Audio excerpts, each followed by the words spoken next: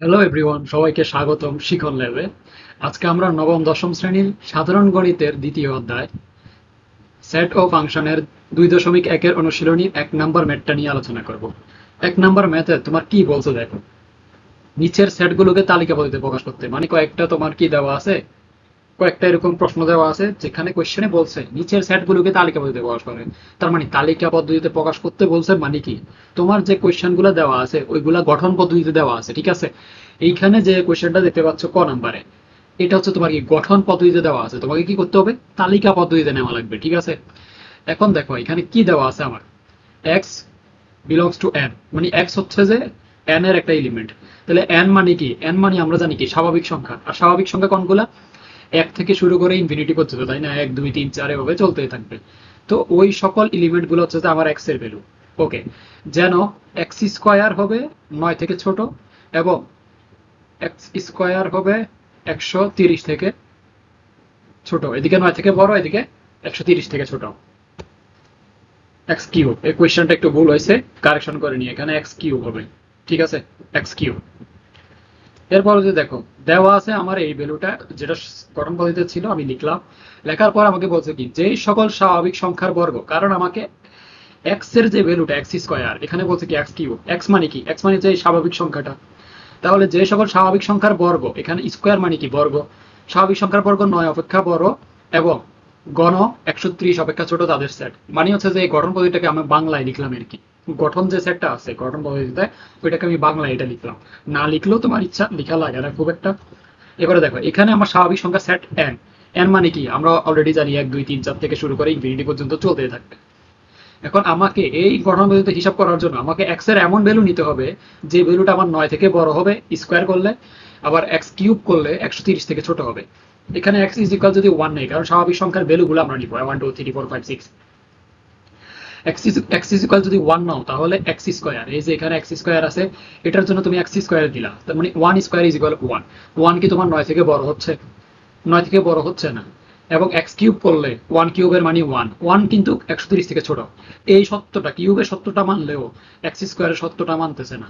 যেহেতু এক্স স্কোয়ারের এই সত্যটা মানতেছে না, তার মানে এটা আমার এই সেটের মধ্যে তালিকা পদ্ধতিতে নাই, মানে এই সেটের অন্তর্ভুক্ত না ওয়ান ভ্যালুটা।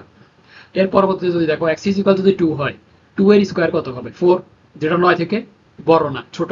তার মানে বড় যদি না হয় তাহলে তো এটা সত্য মানতেছে না, তার মানে 2 আমার গ্রহণযোগ্য হবে না। এদিকে কিন্তু 2 কিউব ঠিকই তোমার 130 থেকে ছোট হচ্ছে, এটা মানলেও এটা যেহেতু মানতেছে না, তার মানে আমার গঠন মধ্যে যেটা বলছে ওইটা এখানে ঠিক হচ্ছে না।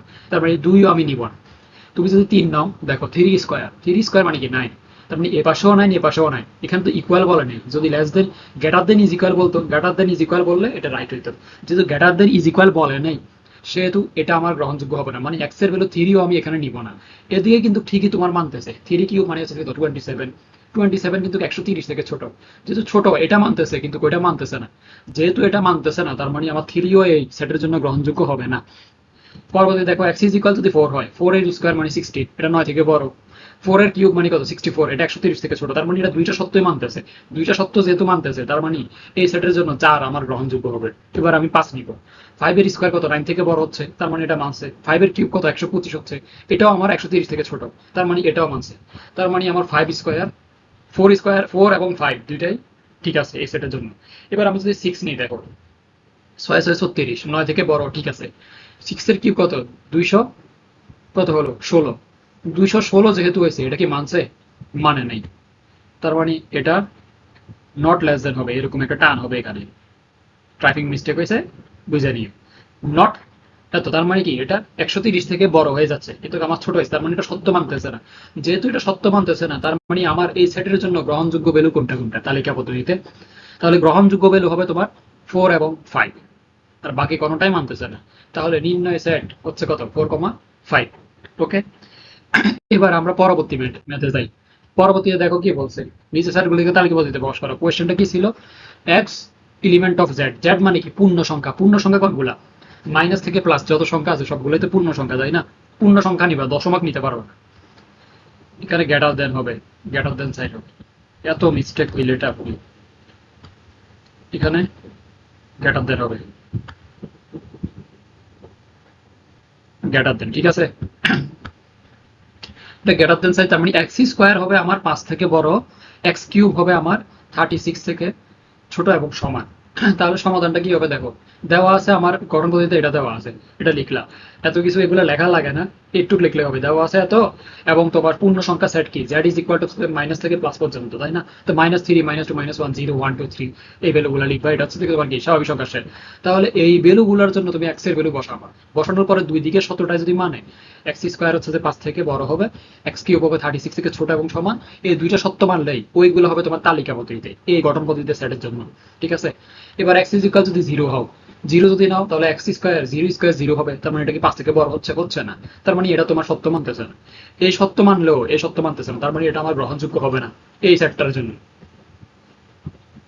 পরবর্তীতে দেখো, এক্স ইজ ইকুয়াল যদি 1 হয়, +1 -1 দুইটা একসাথে নিচ্ছি, যদি 1 দাও, 1 এর স্কোয়ার 1, 5 থেকে কি হচ্ছে, ছোট হচ্ছে, কিন্তু আমার সত্য হচ্ছে যে বড় হইতে হবে। -1 নিলেও, -1 এর মাইনাস যে কোনো ভ্যালুর উপরে যদি বর্গ থাকে, তাহলে ওইটা কি হবে, পজিটিভ হয়ে যাবে, ওইটার ভ্যালুও 1 হবে, তার মানে 5 থেকে বড় হচ্ছে না, তার মানে এটাও সত্য মানতেছে না, আর গ্রহণযোগ্য না। এটা গ্রহণযোগ্য হলে ওইটা গ্রহণযোগ্য হবে না, কারণ ওইটা সত্য মানতেছে না।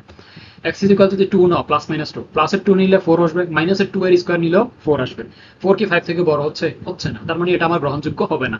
কিন্তু এক্স এর কিউবের জন্য যদি নাও, যদি +2 নাও, +2 এর কিউব কত হবে, 8, -2 এর কিউব কত হবে, -8, কারণ তুমি যখন বিজোড় সংখ্যা পাওয়ার আকারে দিবা, যদি মাইনাস থাকে তাহলে ভ্যালু মাইনাসে আসবে, যদি পজিটিভ থাকে তাহলে ভ্যালু পজিটিভ আসবে। ক্লিয়ার? এই ভ্যালুটা তোমার গ্রহণযোগ্য হইলো, এটা তোমার গ্রহণযোগ্য হচ্ছে না, তার মানে এক্স এর ভ্যালু +-2 তুমি নিতে পারবা না। এখন এক্স এর ভ্যালু যদি +-3 নাও, দেখো +3 এর জন্য 9 আসবে, -3 এর জন্য 9 আসবে স্কোয়ার করলে, তার মানে এটা 5 থেকে বড় হচ্ছে, তার মানে এক্স ইজ ইকুয়াল +-3 তুমি নিতে পারবা। এই ক্ষেত্রে তুমি যদি +-3 নাও, তাহলে এটা কত, 36 থেকে ছোট হচ্ছে না, কারণ 3 এর কিউব, +3 এর কিউব নিলে 27 আসবে, কিন্তু -3 এর কিউব যদি তুমি করো তাহলে -27 আসবে, এই জন্য এখানে +-27 দিছি।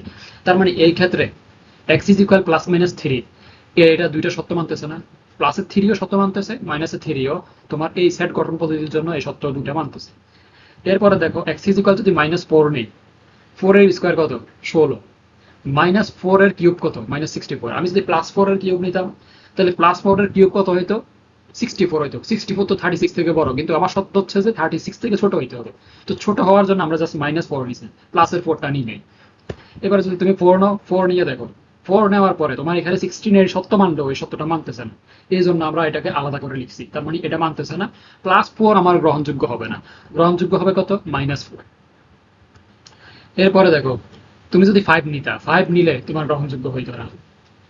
ঠিক আছে, 4 এর চেয়ে ছোট সহযোগী সংখ্যা শর্ত পূরণ করে, তার মানে নির্ণয় সেট হচ্ছে যে -5, -4, -3 এবং +3, কারণ এখানে আমরা +-3 ধরছি। মাইনাসের যত ভ্যালু নিবা, এখন সবগুলো তোমার শর্ত পূর্ণ করবে। দেখো, -4 এর চেয়ে যত ছোট ঋণাত্মক পূর্ণ সংখ্যা প্রদত্ত শর্ত পূরণ করে। দেখো, -4 নেওয়ার ফলে আমার এই শর্ত মানছে, যদি -5 নিতা শর্ত মানতো, -6 নিলে শর্ত মানতো, মাইনাসের যত ভ্যালুই নিবা না কেন তোমার এই ক্ষেত্রে শর্ত মানবো। ঠিক আছে, সো আজকে এতটুকু পর্যন্তই, দেখা হচ্ছে আবার পরবর্তী ভিডিওতে। যদি তোমাদের কাছে ভিডিওটি ভালো লেগে থাকে তাহলে অবশ্যই অবশ্যই বন্ধুদের সাথে শেয়ার করবা, আর চ্যানেলটাকে সাবস্ক্রাইব করে দিবা, যারা ফেসবুক থেকে দেখতেছে তারা অবশ্যই ফলো করে দিবা। দেখা হচ্ছে আবার পরবর্তী ভিডিওতে, ধন্যবাদ।